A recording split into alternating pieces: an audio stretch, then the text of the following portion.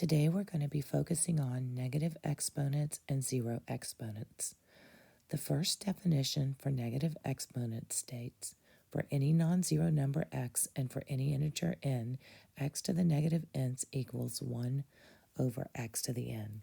And zero exponents definition is for any non-zero number x, x to the 0 equals 1. Okay, so hopefully you just watched the mashup video showing you why we are using the inverse operation for negative exponents. Now let's just kind of recap that. It gave you the example of 5 squared, which is 5 times 5, which equals a 25.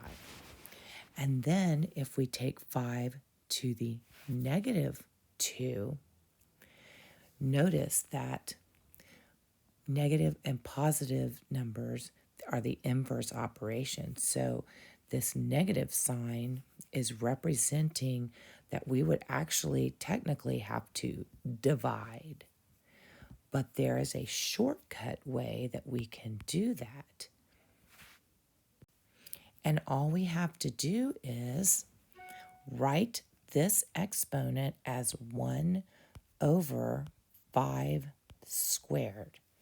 And then we just get rid of our negative, and then that equals 1/25.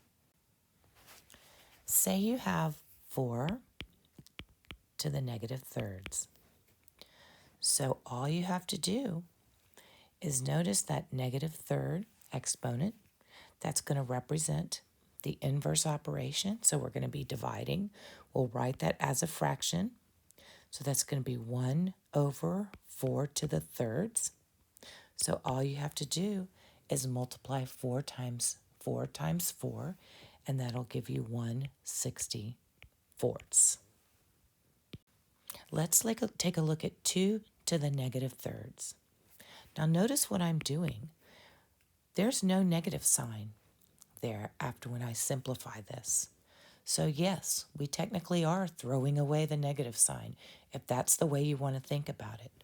So 2 to the negative third is the same thing as 1 over 2 to the third, which is equal to 1/8. We're going to start doing a few more problems with some more difficulty in just one moment. Now, what if I gave you a problem like so? 2 to the negative third, but then I put a negative sign out in front of it. So I realize that this is going to be -8, but now I have to think to myself, will it be -8 or will it be a +8? Well, since it's going to be the opposite here, this is the opposite. This is the opposite of -2 to the -3. So that will add a negative sign right there. So that's going to be -1/8. What about this problem? If I have parentheses 3 to the -2. Well, our parentheses are around 3, and then we have the fraction, so it's going to be just 1/9. No negative out in front, just 1/9. What if I change the problem to -3 to this -1/2? Notice how the problem changed. We have the negative out in front, so it'll be the opposite of whatever the value of this is. Whatever this value is, then it's going to be the opposite of that, which the opposite of -9. Any non-zero number to the 0 power will be 1. So for example, 5 to the 0 power is 1. X to the 0 power will equal 1. 4 to the 0 power will equal 1. So let's go ahead and do some examples together. Okay, let's do some examples. So let's look at number 1. 4 over x to the negative third. If we notice, the x to the negative third is in the denominator.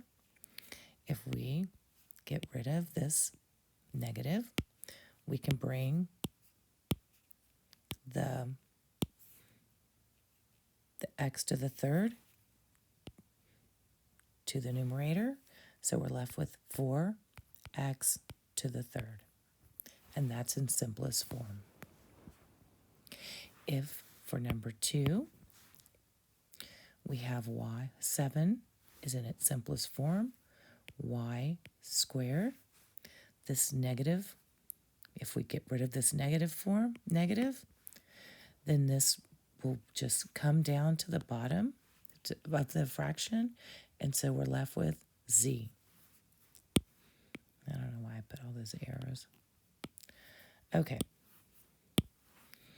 So, and that would be in simplest forms. Remember, r to the 0, any number to the 0 power besides 0 will always equal 1. That's number 3. Number 4, if we get rid of our negative here, that'll bring this to our denominator. So that will be x to the 4th. And remember, any number to the 0 power is 1, so that is 1 over x to the 4th. Let's take a look at 2/3 to the negative halves, and we're asked to get rid of the negative. So if you recall, let's just look at what this technically means. This means this is the same thing as 2 over 1 to 3 squared. But that's a mess of a fraction, and we definitely don't want any fractions like that. So let's erase that. Okay, so all we have to do is remember, since 2 and 3 are two totally different numbers, we can just move our negative to the garbage can. Remember the garbage can? But when we move our negative to the garbage can, that means we're going to either move it to our numerator or to our denominator. We're moving it to our numerator. So that's going to leave us with 2 times 3 squared. And then we just have to multiply that out. So 3 times 3 is 9. 9 times 2 is 18. And that's how we would solve that one. What about 128 to the negative first? Remember, when the negative goes to the garbage can, we have to move this number to the bottom side. So this answer is 1/28. Done.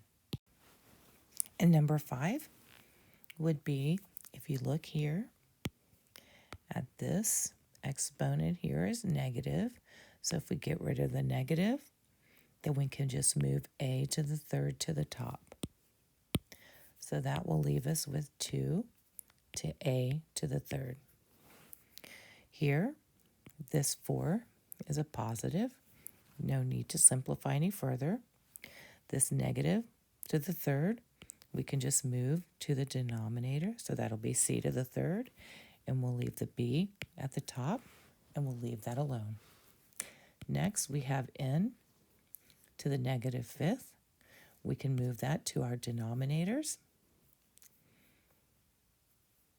And so this will be 1 over m squared n to the fifth.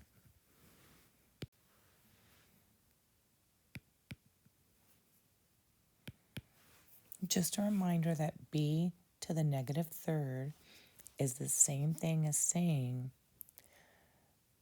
b divided by, or 1 divided by b times b, or 1 over b cubed. All right. Now you can just finish your rest of your Schoology assignment.